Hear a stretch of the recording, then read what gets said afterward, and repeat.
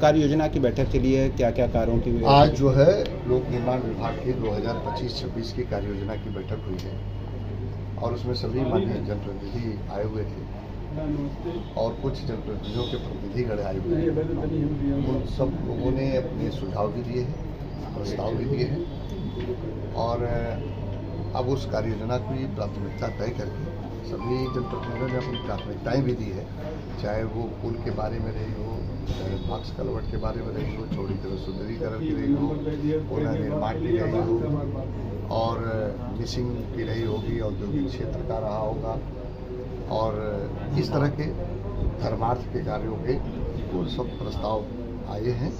प्राथमिकताएं भी तय हुई है और वो प्राथमिकताएं जो तय हुई है वो कार्य योजना बनाकर जिलाधिकारी महोदय शीघ्र जो है शासन को उपलब्ध करा देंगे।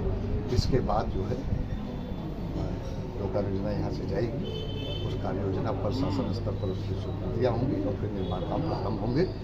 माननीय मुख्यमंत्री जी ने इस बात पर कहा है कि हम जो है और पैसे देंगे, बजट और बढ़ाएंगे लोक निर्माण विभाग का और ज़्यादा से ज़्यादा सड़कों लेने का प्रयास सरकार कर रही है और गड्ढा मुक्ति के लिए भी उन्होंने बीसी जब किया था तब भी कहा था, तो आज उसमें भी हम लोगों ने इस बात का निर्देश दिया गया है कि जो भी जहाँ भी सड़कें PWD लोक निर्माण विभाग के जितनी भी गड्ढा है उसको गड्ढा मुक्त कर दें 10 दिन के अंदर। राज्य सरकार की जो मंशा है कि प्रतिदिन 9 किलोमीटर सड़कों का चौड़ीकरण होगा, उस पर किस तरह से काम चल रहा है? आप देखिए जौनपुर में ही चल रहा है, 20 किलोमीटर का मेरी विधानसभा में काम चल रहा है और एक 5 किलोमीटर का चल रहा है, 4 किलोमीटर चल रहा है।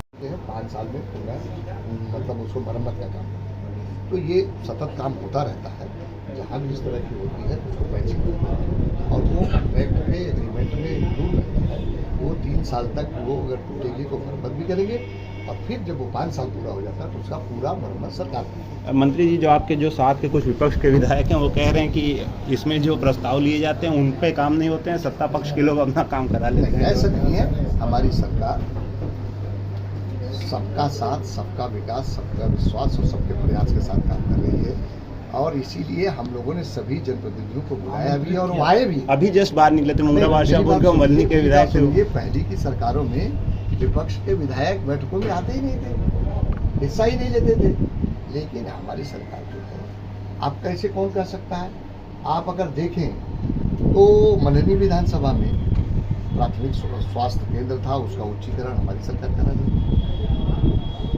हम मल्हनी विधानसभा में निषाद राज के नाम से इंटर कॉलेज का निर्माण करके तो ये तमाम काम ऐसे हैं, सड़कों के चौड़ीकरण का काम है। तो ये नहीं कर सकते कोई की कोई भेदभाव नहीं था, सबके साथ सबके विकास के साथ सभी को आमंत्रित किया था। ये